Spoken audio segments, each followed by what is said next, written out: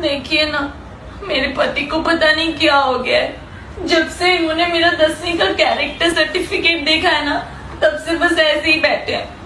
और इसमें तो सिर्फ इतना ही लिखा है कि मधुर भाषी और शांति प्रिय छात्रा।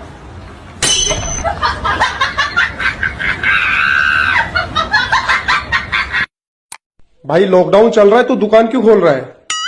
भाई मेरी बात हो गई पुलिस वालों से। क्या बात हो गई? 5 डंडे सुबह 5 शाम को।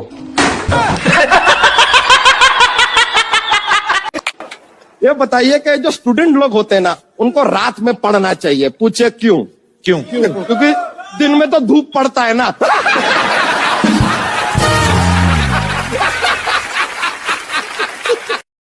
अच्छा सुनो, खाने में क्या है? जहर है। अच्छा तुम खा के सो जाना, मुझे आने में देर हो जाएगी।